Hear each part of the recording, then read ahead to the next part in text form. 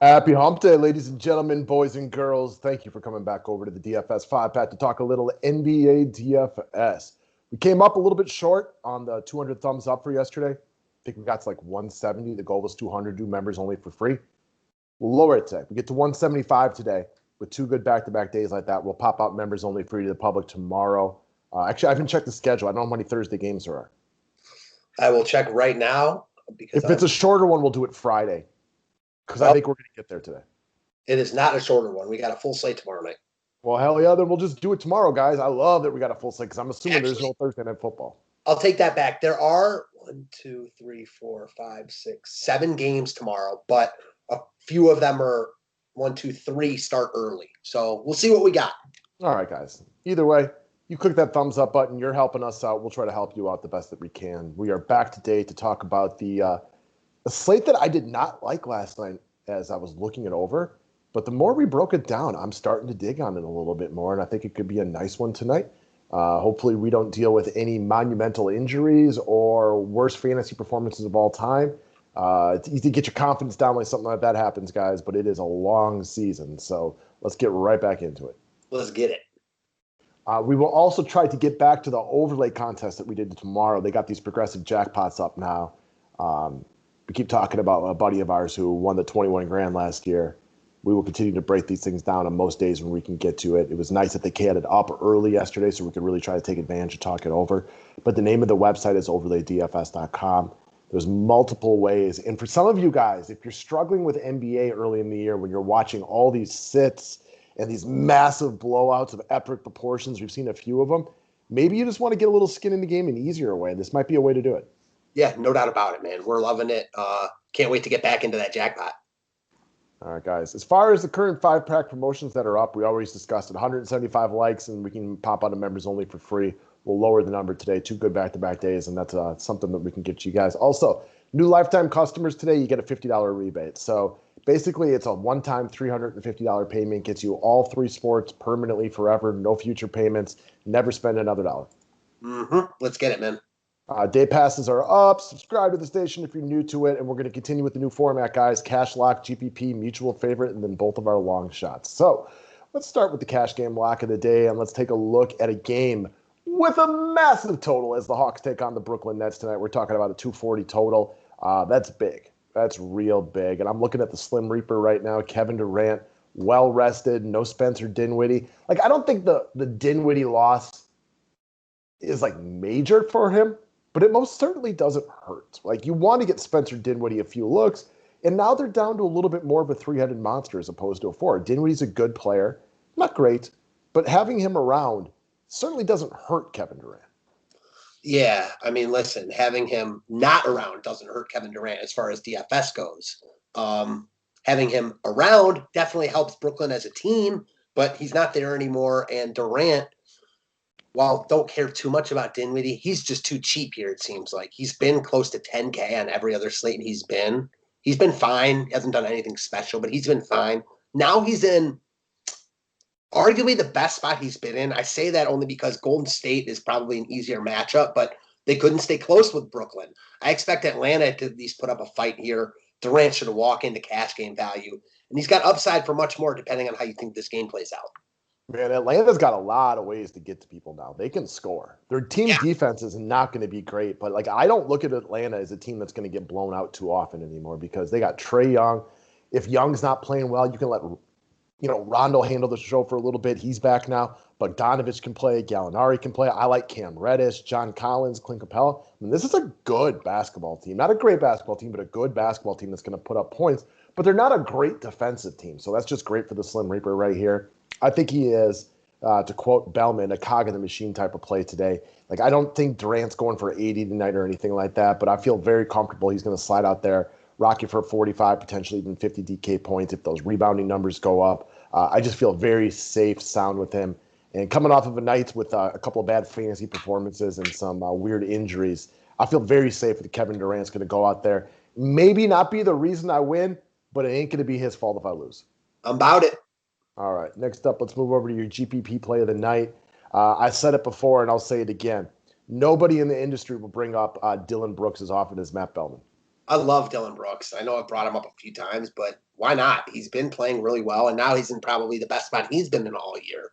So no Ja Morant. I think you're going to see a lot of people flock to Tyus Jones, who's a fine play here, but we know who Tyus Jones is. If he were the minimum, he'd be firmly in play for us. We probably would have brought him up on the show here.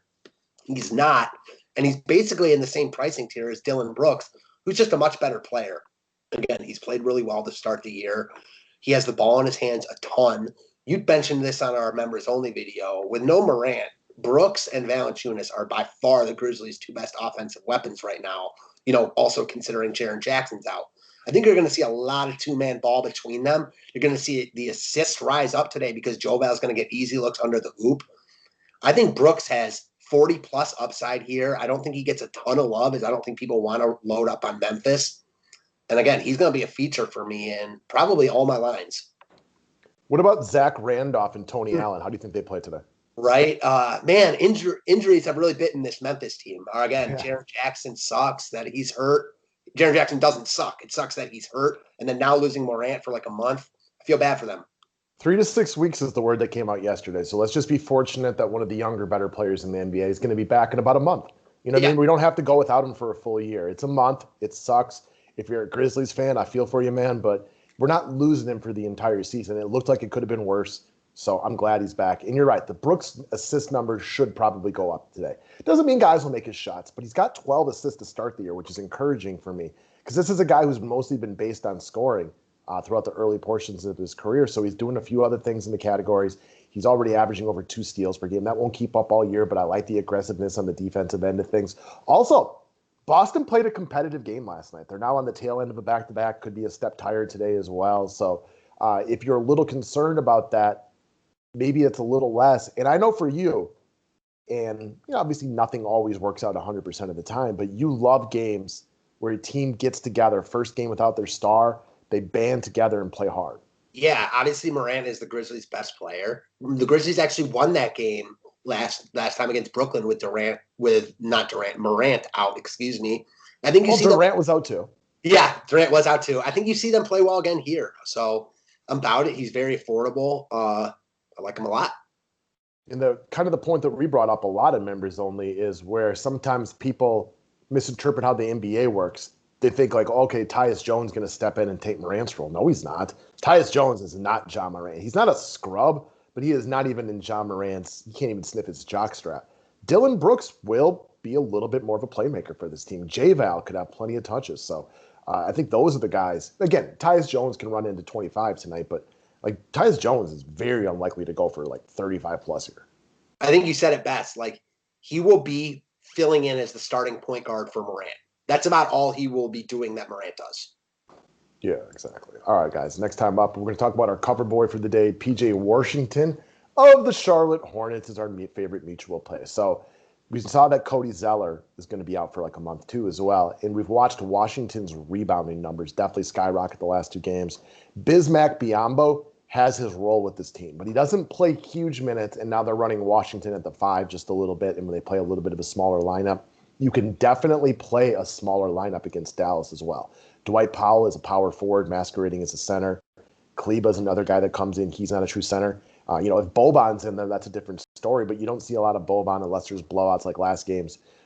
He's got back-to-back very strong games, does PJ Washington, averaging 40. He's also done that while only hitting 1 3-pointer, which is a big part of his game. All that means that there's legitimately actual reason to think he could be even better. Now, I'm not going to bet on him to go for over 40, but he's only 5,400. This is a decent game for DFS when we talk about Charlotte matching up with Dallas.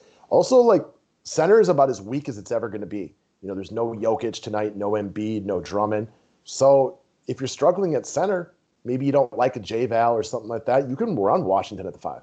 Yeah, definitely. So this fits a lot of what I like. So one, I'm a PJ Washington fan. I think he's good. You mentioned he's playing really well right now. He's also just really cheap still. 5,400 for a guy averaging 30, and he had that stinker in game 1.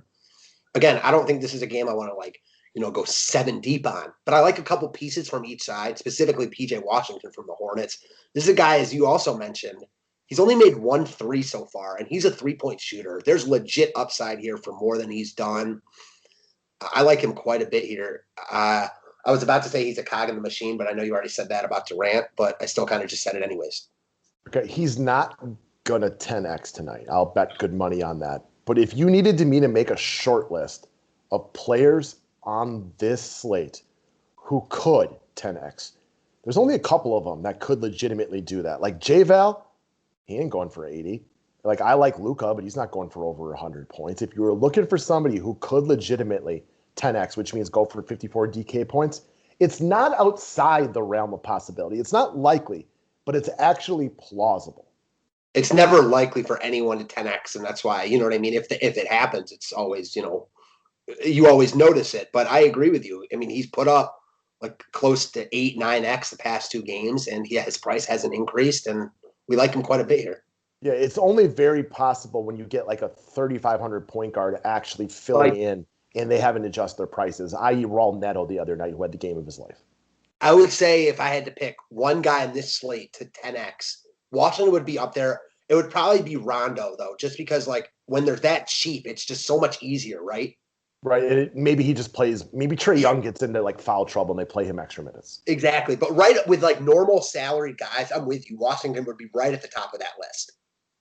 All right, next guys. We're going to move over to long shots of the day. These are guys that like, for me, who's 2/3 of my money on a nightly basis goes into a cash game and the other is dabbled within GPPs. This guy won't make my cash lineup. There's no way, no how, unless I just love the rest of my lineup and need a cheap guy. His name is Payton Pritchard of the Boston Celtics. So again, he's another what I deem to be the true definition of a long shot in this situation. I played Jeff Teague the other day when he was terrible. Most people played Jeff Teague the other day when he was terrible. And I watched a lot of that game. And what I saw was Payton Pritchard start to develop a role with this Boston Celtics team. He's a very good three-point shooter. One of the reasons that he was taken by Boston. He's now got back-to-back games with over 20 DK points, and he's only 3,400.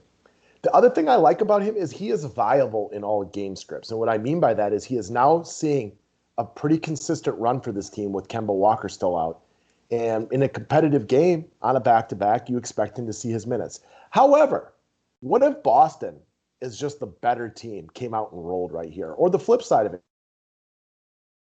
maybe a tired Boston team just got really hot from three-point range. Like, I think Payton Pritchard could be out there for a full fourth quarter, getting more NBA exposure, hitting a couple of three-pointers and stuff like that. So, while I don't feel very safe with him, he's another guy. I could see him with 25 DK points again today. He did it yesterday.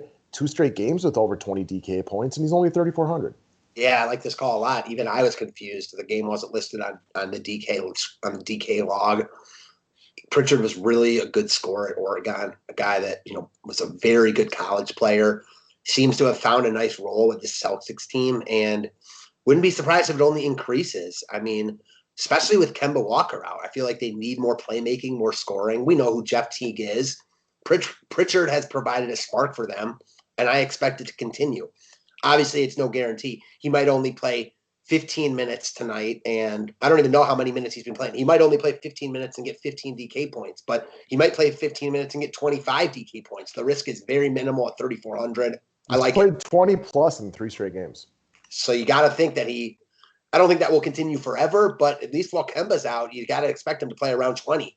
Yeah, when Kemba comes back, this will probably change. But Kemba is not back, and every team needs three-point shooting. That is the modern NBA, right?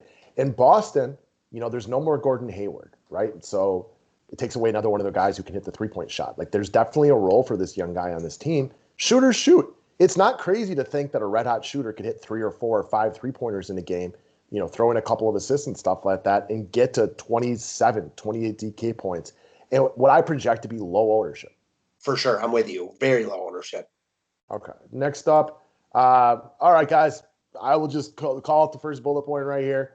My utmost and sincerest apologies about being bigger on Goran Dragic last night. I did not expect my Bucks to break the three-point record last night, make 8 of their first 9, and Miami to be out of this one at the end of the first quarter. I was wrong. My bad. I can't control how he plays, but I definitely had some people playing him last night, and it did not work out. It was not even close. It was one of the worst plays of the year. Well, that's the great thing about DFS, right? Not that he sucked, but that we got a new slate tonight. And Dragic is in basically the same exact spot. probably even a better spot because he doesn't have a back-to-back tomorrow, and he barely played last night. So an even better spot than last night. He's cheaper. You expect Miami to play better here, and he'll be less owned. Sign me up, man. This is exactly like if you want to take a look in like your mind as far as GPPs go. Like you love when guys tank and people are like, I'm never playing him ever again because like, oh, great, well then I'll play him because he's actually less expensive than he was last night. You are going to get a very motivated Miami team after getting embarrassed last night. But that's the modern NBA. 3-point shooting. Like I was legitimately right before you called to like do this call. I had Shannon and Skip on in the background for a few minutes, and they were talking about the Bucks game. Like that's just the modern NBA. 3-point shooting changes everything. And then they kind of got into the Pelicans Suns game from last night that we all projected to be a close competitive game. It wasn't even close. Why? Because the Suns made 3-pointers and the Pelicans didn't. That is not what's likely to happen tonight in Milwaukee, Miami. It could, but also tonight, Miami could be red hot from 3-point shooting and Milwaukee could be ice cold. Yeah, exactly. I think that you've talked about that a lot for the past couple of years about how 3-point shooting has really changed and made blowouts much more likely than they've ever been. That being said, still expect, this game to be relatively close. Don't expect a blowout on either side. And I just expect Miami to play better here, and that will include Dragic playing better. And aside from last night, I mean, this guy is usually pretty damn solid every time he steps on the court. Yeah, and Coach Spoelstra saved him for tonight. When he knew that game was over, Myers Leonard played 2 minutes. Mo Harkless played 4 minutes. Gordon Dragic played in the first quarter and never saw the court ever again. It was weird to me that Tyler Hero was out there in the fourth quarter and Bam saw even a little bit more run than would have been expected. But you have to assume he was saving Dragic to play bigger minutes tonight. I have no idea if Butler's going to play tonight. No idea. It could have been he was ready to go, but they're like, you know what? We got a back-to-back. We'll play him in game 2. Or maybe he is really hurt, and they're just like, we're just not going to play him for a week. Yeah, I don't think we know. The only reason I thought he was playing is because I see him like decently high on projections, but that could mean nothing. I mean, he was up there yesterday too. So, okay, that tells you all you need to know then. Yeah, I don't even, like, I project Kawhi to play tonight, but I don't know. I have no idea with Butler. I could not have any less of an idea. Yeah, same. So, again, we'll see what happens tonight. It's weird to move a guy from, like, he was 33% owned on cash games last night in a monster slate. And now tonight, like, what do you think his ownership is? Half that? Less? Yeah, I was going to say like 15%. Like, you're going to get him at much lower ownership tonight on a smaller slate because how can you not be turned off by last night? I mean, anyone who played him is obviously turned off. And while it's a smaller slate, there still are like a lot of good guard options. So it's not like you're like forced into rostering a Dragic who is way too cheap and he's just the value play of the night, which we've seen sometimes. You know what I mean? Yeah, I mean, I will definitely play him in a GPP tonight. And quite frankly, if Butler's out, I'm not opposed to grabbing my balls and just playing him in my main lineup because I liked him last night, and I do not expect Miami to get run out of the gym like this again. The only reason you wouldn't play him in your main lineup is because of what happened last night. So while I get that, I get it, and I do that too, it's a silly reason, and you know that also. Oh, hell yeah. And that's the great part and the weird part about DFS. It is such a mind-altering game. Like, started the cash game year on fire. Won 3 straight. Took an L by 1 point because I had no exposure to overtime games, so I kind of felt like I played that slate right. Won Sunday pretty easily, despite the fact that we didn't like go through the slate. Now the last 2 days, Ja Morant goes out with an injury. Games last night by like 12 points with Dragic in your lineup. Still felt like you got most things right, but just were big on one of the all-time worst plays. And you get a little gun shy then. It's hard to have your confidence rolling. It sucks, but again, that's why we look forward to the next slate, and hopefully we crush it tonight. More of like the diatribe and the soapbox thing for the day, guys. Like, don't let one bad play change everything about you for the next week. Don't start like trying to like just get completely different when you had 7 of your 8 plays work out and one of them wasn't. Well, I take it back. Naz Reid wasn't great, but that was another game with a massive blowout, and guys lost like 18 minutes a run. Yeah, I feel like you could have still been fine with Reed also with how popular he was, and he wasn't. Yeah. He wasn't good though, so I get your point. He was 2/3 owned, but he was out of the game with about 16 minutes left in it, as the Clippers just rolled on it. And we saw a lot of blowouts to start the year. Yeah. And I think we both theorize it's the 3-point shooting and the lack of training camp and preseason and all things that go into it. I would bet that we're likely to see a blowout tonight. We just don't know where it's going to come from. It could come from anywhere. 3-point shooting changes that. Like, I'm not going to bet on, like, I can't picture San Antonio blowing out the Lakers, but I mean, it could happen. Yeah. If San Antonio gets hot from 3 and maybe the Lakers, like, yes, the Lakers will lose a few games this year to teams that they shouldn't lose to, and a couple of them will be bad losses, like that they get, not absolutely like Miami, Milwaukee last night, but we saw Milwaukee get killed by the Knicks on Sunday. Yeah, and the Knicks, even though they're off to a nice start, they're not as good as the Miami Heat. Now, the difference was on Sunday night when that happened, right? Sunday night. Yeah, Sunday night. The Knicks shot over 50% from 3, and Milwaukee shot 15%. You would never expect the Knicks to blow out Milwaukee. No, but when one team is NBA Jam on fire and the other team is, Corella DeVille types of cold, like that is just, it's a recipe for one game, an inferior team to beat one like that. It's just, it happens. It's very difficult to predict. So if you've been on the wrong end of it a couple times this year, like that is going to even out throughout the season goes. We're like a week in, and you've seen a lot of blowouts. But if you've been on the wrong end of it, like, man, your shit will turn around. And if you've been on the right end of it, awesome. Enjoy the money. Yeah, amen to that. So that's it, guys. That's it for today. Thank you very much for watching. Again, we always appreciate you guys tuning in over here. It means a lot to us. All membership. Love to have you guys come join the team. Lots of basketball to talk, and we got a long season to break down. Yep. Yes, sir. Thanks, guys.